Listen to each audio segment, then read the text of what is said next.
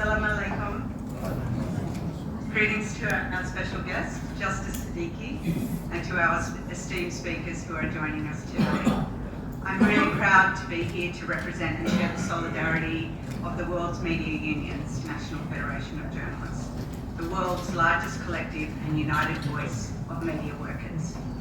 Together, we, the IFJ, collectively represent 187 trade unions and associations in more than 140 countries from all around the world.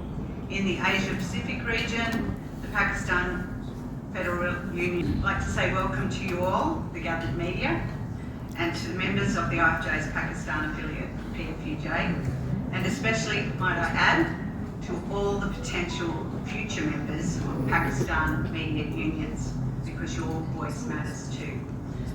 Importantly, I must also give special thanks to the IFJ's partner and ally in supporting and driving this important and vital mapping research and this significant milestone report that we are here to launch today, FES. And of course its authors, Adnan Rima and Aftab. Both are vital allies to the IFJ and the Pakistan Media Union movement. Together, the IFJ and FES are very committed to supporting and empowering Pakistan's media unions, their members and leaders to navigate a better future for Pakistan's media workers.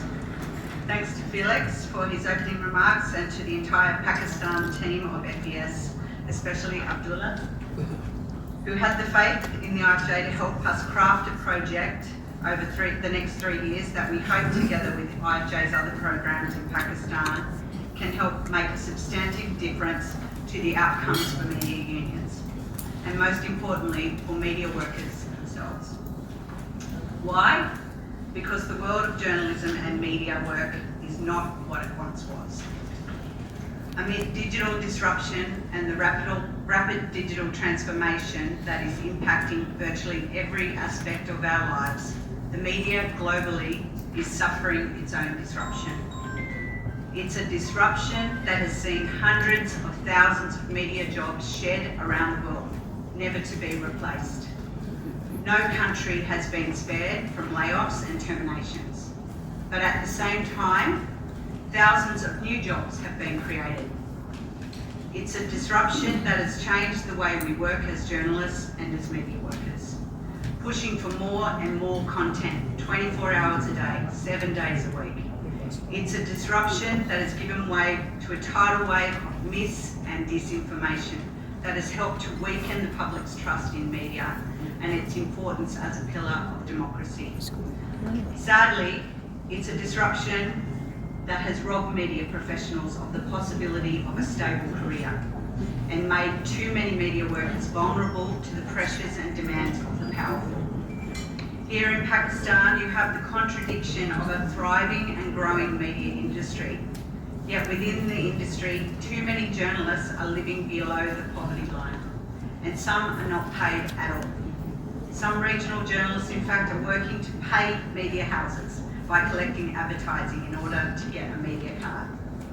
There are too many freelance journalists who have been led to believe that they must do the work of journalism for free.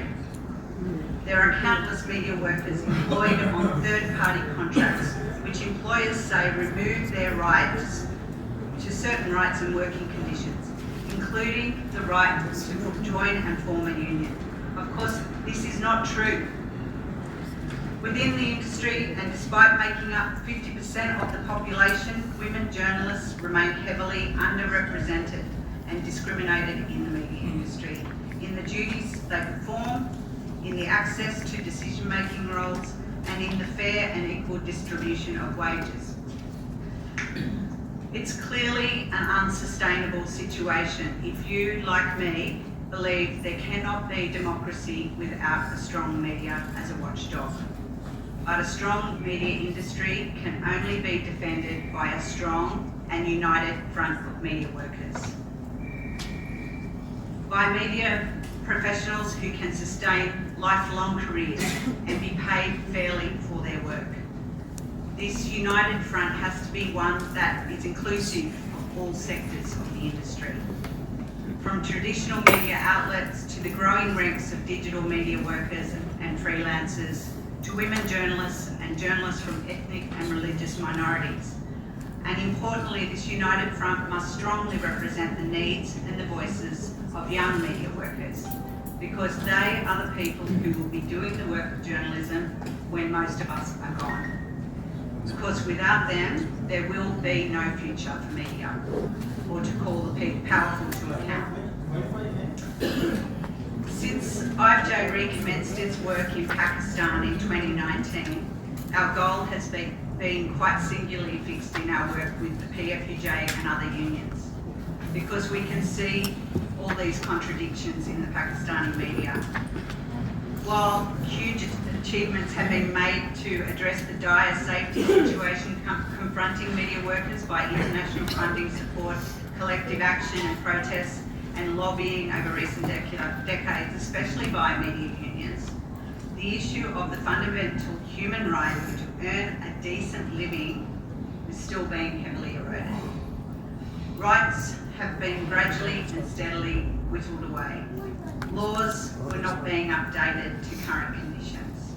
So too, as thousands and thousands of people clamoured to join Pakistan's burgeoning media industry, too many of these new media workers were not adequately informed and introduced to their working rights.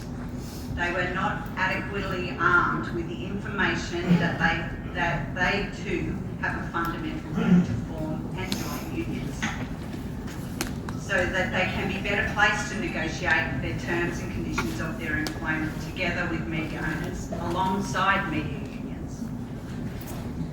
Too many media houses were regularly violating media and labour laws, and this is what I'm talking about. As the International Labour Organisation says, decent work as a term sums up the aspirations of people in their working lives. Decent work is what global organisations like IFJ and others are working hard to defend.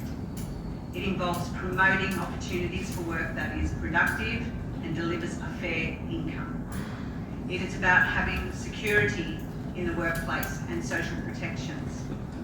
It is being given better prospects for personal and professional development. It is having the freedom to express your concerns at work without being fearful of the consequences. It is equality of opportunity and treatment for all women and men. And importantly, it is about being able to organise and participate in the decisions that affect their working lives. Productive employment and decent work are key elements to achieving a fair and just globalised society that works to reduce poverty. And if the media is to adequately perform its role as the watchdog of society and to represent the needs of the public, then media workers must understand the decent work imperative, both in their reporting for the wider public and in their own daily lives. To be clear, this is not about a top-heavy media industry where a select few are paid bloated salaries while the majority of journalists barely manage to make a living, or a select few journalists being paid, in fact, to push political agendas. This is about fairness, decency, and working together for the collective, for the good of the industry, so it can sustain and report fairly and independently. But decent work is not going to just happen. That is clear from recent history. And we can't leave it to the media owners or the governments. That hasn't worked either. Journalists must be at the negotiating table. Importantly, this needs a concerted and expansive effort to tackle the widespread issue of wage theft and the weak legislative framework that has allowed the abuse of wages to run rife. It is time. What happened to protect wages 20 years ago, 10 years ago, isn't working anymore. It is time for a new social contract for Pakistan's media.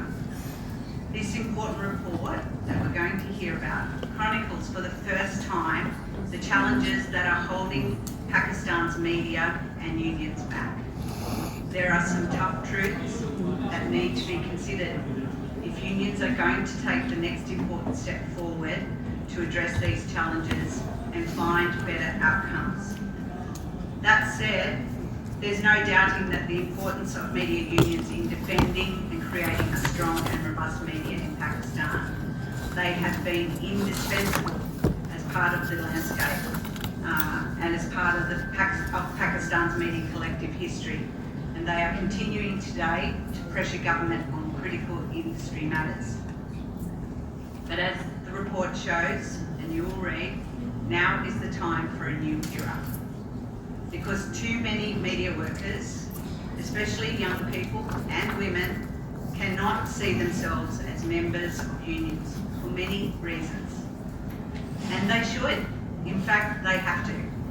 Because the endemic problems that the industry faces cannot be dealt with piecemeal approaches. They need new approaches and tactics. They need more media outlets forming house unions. They need a united voice. Because factionalism is exactly